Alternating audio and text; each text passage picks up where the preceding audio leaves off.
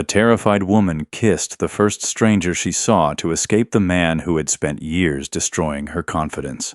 She thought she was hiding behind an ordinary guest at a charity gala. Seconds later, armed bodyguards surrounded the room.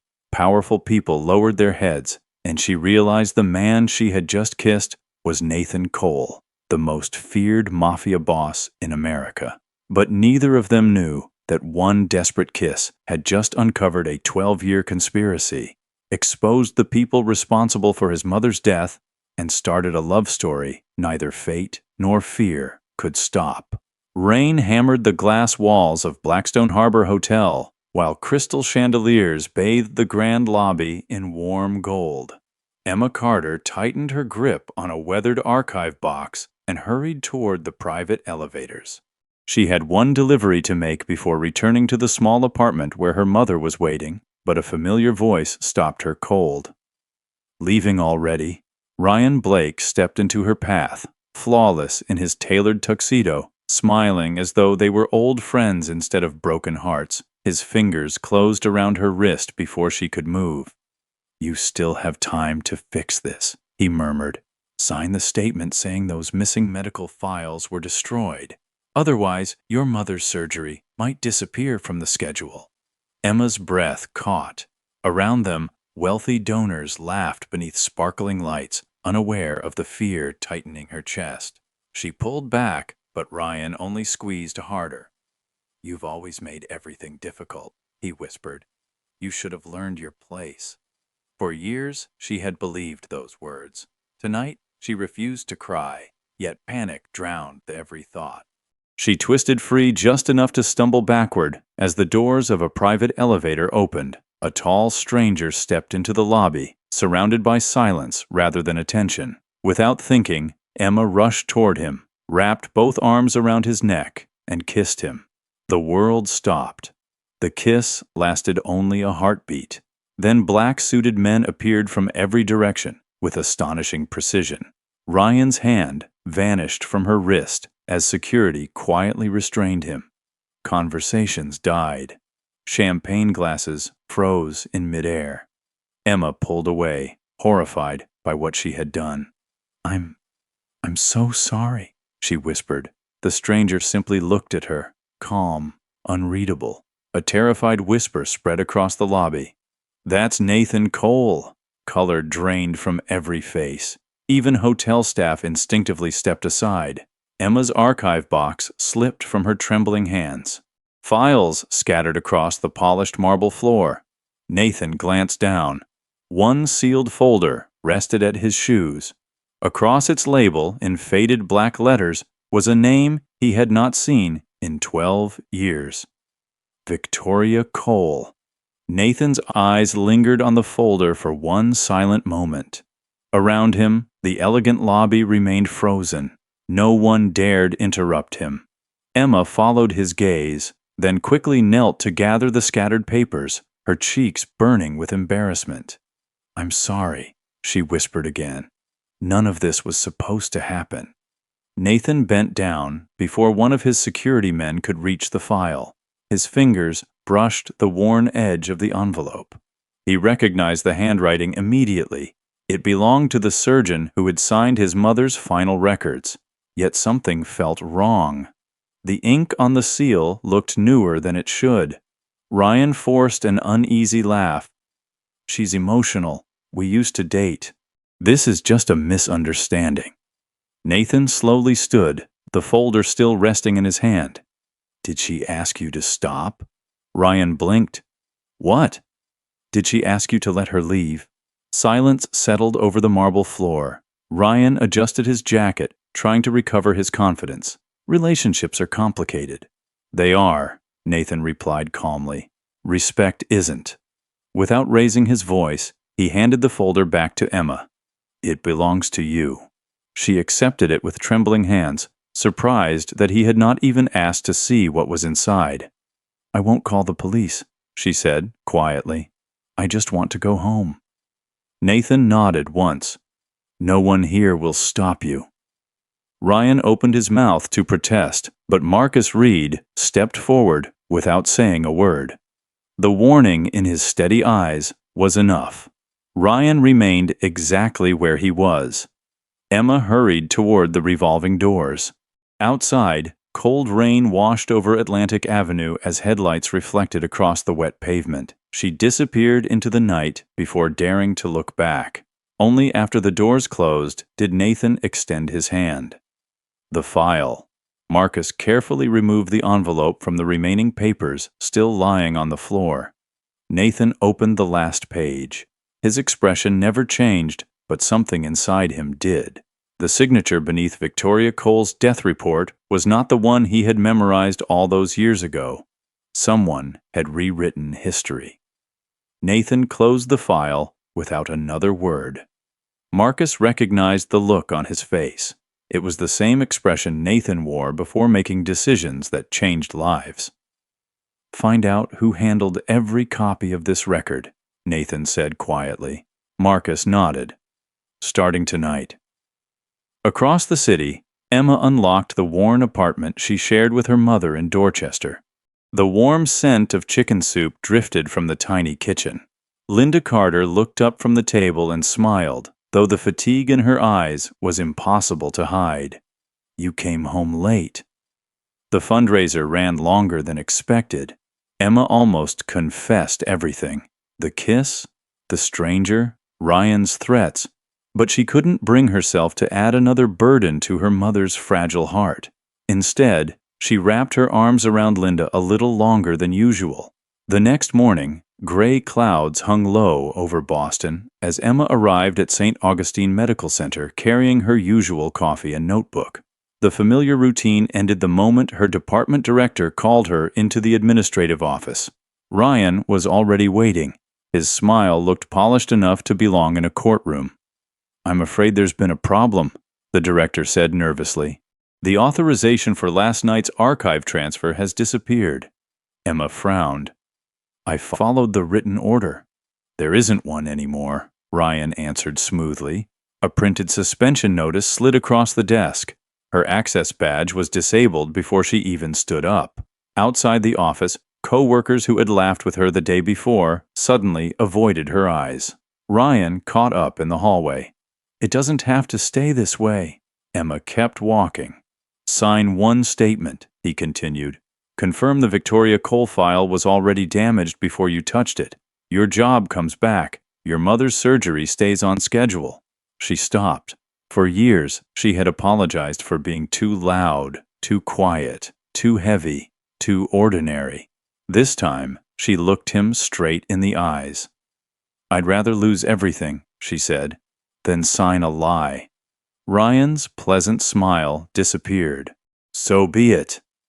As Emma walked away, neither of them noticed a black sedan parked across the street. Inside, Marcus Reed lowered his binoculars. "Boss," he said into his phone, "I think you need to meet Emma Carter before someone else silences her." Nathan answered with only one word. "Where?" The following afternoon, a cold wind swept through Boston's historic North End as Emma slipped into a quiet neighborhood cafe. She chose the smallest table by the front window, ordered the cheapest coffee on the menu, and unfolded a notebook filled with dates, signatures, and questions that refused to leave her mind. A shadow paused beside her table. "May I sit down?" Emma looked up. Nathan Cole stood there alone. No bodyguards crowded the sidewalk. No black SUVs blocked the street. He looked exactly as calm as he had the night before. "You found me," she said carefully. "I asked." She almost smiled. "That's different." "It is." Nathan took the empty chair without rushing her. "I'm not here because of the kiss." "I'm glad." "I'm here because of my mother." Emma's expression softened. He placed a copy of Victoria Cole's death certificate on the table. "I believe this record was altered." She studied him for several quiet seconds before touching the document. "If I help you," she said, "there are conditions." Nathan nodded. "You won't threaten the hospital." "I won't." "You won't touch Ryan Blake without evidence." "I won't." "And every document comes from legal channels." Another pause. I agree. Across the room, Marcus watched in disbelief. Nathan Cole had negotiated with governors and billionaires. He had never accepted rules from someone he had met only once. Emma adjusted the paper beneath the afternoon light pouring through the cafe window. She noticed the seal first, then the paper stock, finally the signature. Her fingers stopped moving. This page wasn't printed when the rest of the report was. Nathan leaned forward. How can you tell? The ink formula didn't exist 12 years ago. Silence settled between them. Emma slowly looked into his eyes. Mr. Cole. He waited.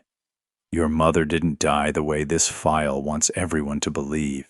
Outside, a city bus rolled past, hiding the cafe from the street for only a moment. When it moved on, another black sedan was parked across the road.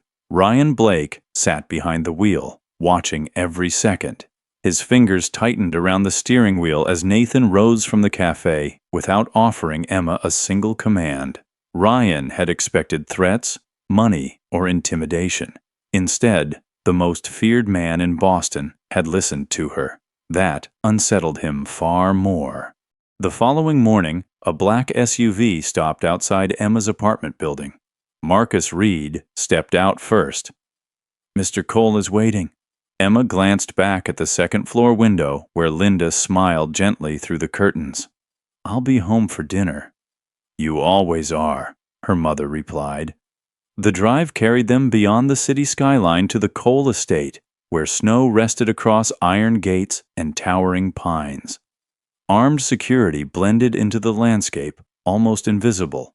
Emma had never seen a home that looked so beautiful and so impossible to enter. Nathan met her in the library. The original medical archives are here, he said. My family insisted on keeping copies. Emma slipped on white gloves before touching a single document. You trust me with these? I wouldn't have invited you otherwise. Before she could answer, laughter echoed from the hallway. A young woman entered, wrapped in a soft blue sweater instead of expensive designer clothes. You must be Emma, she said warmly. I'm Sophie. Nathan's younger sister carried herself with quiet determination, though the slight tremble in her hands revealed the illness she tried to hide. While Sophie searched for a misplaced folder, Emma noticed a prescription bottle resting beside her notebook. May I? She asked. Sophie handed it over without hesitation. Emma studied the printed label, then the tiny code stamped beneath the cap. This lot number doesn't match the pharmacy label. Nathan looked up immediately. What does that mean? I'm not accusing anyone, Emma answered carefully. But this medication should be verified before Sophie takes another dose. Within an hour, an independent physician confirmed the tablets contained the correct medicine, but the dosage had been altered without authorization. Nathan's jaw tightened. I'll question every doctor involved. Emma gently shook her head. If the person behind this realizes we're close, they'll erase every trail they've left. For the first time in years, Nathan lowered his anger instead of acting on it. He looked at Emma. Then we do this your way. The words settled over the library more heavily than any order Nathan Cole had ever given. Marcus raised an eyebrow, but said nothing. In all the years he had served the Cole family, he had never seen his boss surrender control to someone outside his inner circle. Over the next several days, Emma returned to the estate each morning. She examined old medical files one page at a time, refusing to rush.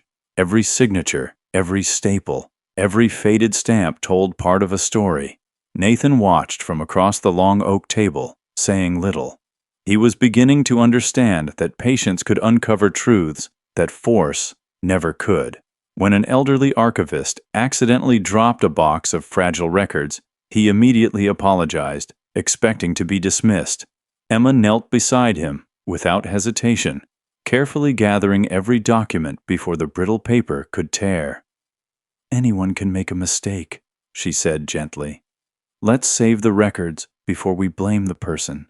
Nathan noticed the old man's hands stop trembling. Later that afternoon, Sophie reached for another dose of medication. Emma quietly checked the label first. "Your allergy," she reminded her.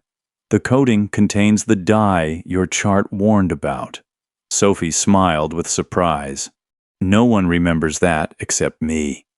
"I read everything," Emma answered. That evening, Nathan left an envelope beside Emma's notebook. "It will cover your mother's surgery." Emma slid it back across the table. "My mother needs treatment," she said softly. "She doesn't need me to owe anyone." Nathan studied her for a long moment before taking the envelope away without another word. Long after sunset, the estate lost power during a winter storm. Emergency lights painted the underground archive in soft amber, while snow tapped against the narrow windows. Only Nathan and Emma remained inside. "My mother called me the night she died," Nathan admitted into the darkness. "I chose a meeting at the harbor instead. I've never stopped believing I failed her." Emma closed the folder in front of her. "Maybe she called because she loved you," she whispered. "Not because she wanted you to carry her death forever." Nathan lowered his eyes. For the first time in 12 years, the silence surrounding his mother's memory felt different. Outside the archive door, a shadow paused before quietly disappearing into the dark hallway. The next morning, Nathan ordered no arrests and no interrogations. Instead, every medical record connected to Victoria Cole was quietly copied and secured. Marcus understood how unusual that decision was. The old Nathan would have demanded answers before sunrise. This Nathan was waiting because Emma had convinced him that frightened people erased evidence. Someone else noticed the change. Ryan Blake sat inside his downtown office, staring at a photograph of Emma entering the Cole estate. His jaw tightened. She was supposed to disappear after her suspension, not earn the confidence of the most powerful man in Boston. He reached for his phone. "We have a problem," he said. Across the city, Dr. Evelyn Shaw lowered the receiver slowly. As president of St. Augustine Medical Center, she had spent years protecting the hospital's spotless reputation. Very few people knew she had personally overseen Victoria Cole's final treatment. "No more mistakes," she replied. "If Emma Carter keeps looking, she'll find things that were never meant to be found." That evening, unusual activity spread through the hospital's network. Thousands of archived files were accessed within minutes using an employee account, Emma's account. The following morning, she arrived at the estate carrying fresh notes, unaware that alarms had already begun ringing across St. Augustine. Marcus entered Nathan's office without knocking. "The hospital servers were breached last night." Nathan looked up. "By whom?" "The records show Emma Carter." Emma froze.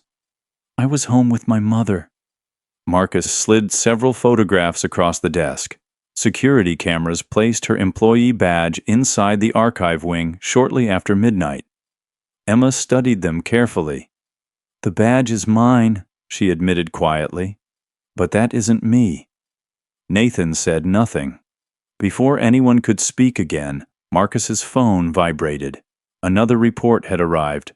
A large cash transfer had just been deposited into a bank account belonging to Linda Carter. Marcus slowly lifted his eyes. "Boss, someone is trying to make Emma look guilty." Nathan walked to the window overlooking the snow-covered grounds. For the first time since they had met, doubt quietly entered the room. He turned back slowly. "I don't believe coincidences," he said, "but I also don't believe accusations without proof." Emma met his eyes. "Then don't defend me. Investigate me." 2 days later, the Cole Foundation's executive board gathered inside a glass conference room overlooking Boston Harbor. Snow drifted beyond the floor-to-ceiling windows, while lawyers, physicians, investors, and family members filled the polished table. Vincent Cole stood first. "I'm afraid we've welcomed the wrong person into this family." Ryan Blake followed, Every word polished with practiced confidence. Emma Carter was suspended from St. Augustine. She illegally accessed protected records. She manipulated Mr. Cole through sympathy after that unforgettable kiss. A quiet murmur spread across the room. Emma remained seated. She refused to lower her head. Ryan continued. She wanted influence. She found the richest man in the room. Nathan rose before anyone else could answer. His voice never became louder. Emma Carter will speak before anyone decides who she is. The room fell silent. Emma walked to the screen displaying the hospital records. She pointed to the login report. If I stole these files, why was my employee badge used while my security code was never entered? Every authorized employee must enter both. Several executives exchanged uneasy glances. She highlighted another page. The money deposited into my mother's account arrived 3 hours before my badge was supposedly used. Whoever framed me expected investigators to stop after finding one piece of evidence. Ryan's confident smile weakened. Before Emma could continue, a deafening alarm shattered the room. Red emergency lights flooded the ceiling. Smoke poured from the lower archive level. Marcus answered his radio, then looked toward Nathan. The backup server exploded. At that exact moment, Sophie staggered against the conference table, struggling to breathe. Her prescription bottle slipped from her trembling fingers. Emma rushed to catch it before it rolled away. She looked at the label only once. This isn't the medication I checked yesterday. Security officers surrounded her instantly. One guard opened Emma's handbag. Inside lay an identical bottle. Every face in the room turned toward her. Even Nathan couldn't hide the shock in his eyes. Emma stared at the prescription bottle inside her handbag as though it belonged to someone else. Her pulse raced, but her voice remained steady. I've never seen that bottle before. Ryan folded his arms. That's exactly what someone would say. No one answered him. Nathan picked up the bottle himself instead of allowing What about Emma? Nathan looked at her for a long moment. She doesn't leave alone. It wasn't an arrest. It wasn't freedom either. An hour later, Emma sat inside a quiet lakeside guest house owned by the Cole family. Snow drifted outside the windows while 2 security officers remained on the front porch, close enough to protect her and close enough to make her feel like a prisoner. Nathan arrived after midnight. He placed 2 cups of tea on the table. I don't know who planted that bottle. Emma gave a tired smile. But you don't know if they did. He didn't answer. That silence hurt more than any accusation. I asked you to investigate me, she said softly. I didn't expect you to believe me without evidence. I have to protect Sophie. I know. She looked into the untouched tea. And I have to protect the truth. The following afternoon, Ryan requested permission to speak with her privately. Marcus objected, but Nathan agreed after the conversation was recorded and observed from outside. Ryan entered, carrying a thin folder. You still have one way out. Emma didn't touch it. If you sign this statement saying Nathan pressured you into taking the records, everything changes. Your suspension disappears. Your mother's surgery goes forward. She slowly shook her head. You still think fear works on me? It always has. Ryan slid another paper across the table. This one came from St. Augustine Medical Center. Linda Carter's heart procedure had been postponed indefinitely. Emma's hands trembled for the first time. Ryan leaned closer. You can save her. A tear slipped down Emma's cheek, but her voice never broke. Not by sacrificing someone else's mother. Ryan walked out smiling. Minutes later, Linda arrived with Marcus. She embraced her daughter without asking a single question. Then she gently lifted Emma's chin. You've spent your whole life surviving by staying quiet, she whispered. This time, make them hear you. For the first time since the nightmare began, Emma stopped thinking about how to defend herself. She started thinking about how to expose everyone behind it. The guest house fell quiet after Linda left. Snow gathered against the windows while Emma spread photocopies of medical records across the dining table. She closed her eyes, replaying every document she had restored over the years. One tiny detail refused to leave her mind. The old medication records listed every lot number in typed black print. Sophie's recent records showed the numbers written by hand in blue ink. She hurried to the photographs Marcus had taken inside the underground archive before the explosion. Enlarging one image on her laptop, she noticed a faded storage label attached to a replacement file box. Her pulse quickened. "Marcus," she called. Minutes later, he stood beside her. "This color code belonged exclusively to St. Augustine before 2015, Emma said. "Those files were removed, altered somewhere else, then secretly returned." Marcus immediately contacted Nathan. Within an hour, they gathered around the same table. Emma laid every page into a careful timeline. "Victoria Cole wasn't simply a patient," she said. "She was collecting evidence." Nathan frowned. "Evidence against whom?" Emma pointed to purchase orders linked to hospital pharmacies. Someone was replacing legitimate medication with counterfeit shipments. "Your mother discovered it before her surgery." Silence settled over the room. Nathan slowly lowered himself into a chair. "So she never died because of bad luck?" Emma nodded. "I think she was preparing to expose the network." Then another memory surfaced. Ryan had insisted on dating her only weeks after learning she worked in document restoration. He had encouraged her career, asked detailed questions about damaged records, even praised her unusual ability to recover faded ink. Her face turned pale. "Oh no." Nathan looked at her. "What is it?" Emma met his eyes. "Ryan never fell in love with me." Her voice barely rose above a whisper. "He knew exactly what I could do. Someone placed him in my life because they couldn't risk me restoring the wrong file." Nathan's expression hardened. Before anyone spoke again, Emma's phone rang. Ryan's name flashed across the screen. Nathan reached for the phone. Emma gently stopped him. "He called me," she said. "Let him believe I'm alone." She answered on speaker. Ryan's voice sounded almost cheerful. "I've been thinking. We should finish this peacefully." "I don't think peace is what you want." "Come to Harbor Point Tower. Bring the files. I'll make sure your mother's surgery is restored." The call ended. Marcus looked toward Nathan. "It's a trap." "I know," Emma replied. Nathan's answer came just as quickly. "Then you are not going." Emma stepped closer until only he could hear her.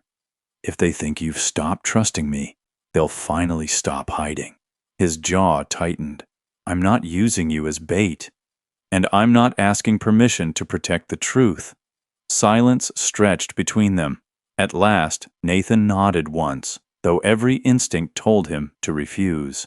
That evening, the penthouse overlooking Boston Harbor glowed with polished marble and floor-to-ceiling windows. Ryan welcomed Emma with a confident smile. "I knew you'd come. You promised to help my mother. I promised you'd listen." He placed a confession on the table. "Sign this. Tell everyone Nathan forced you to steal those records." Emma quietly set her purse beside the chair. "I won't," Ryan laughed. "You still don't understand. No one will believe you."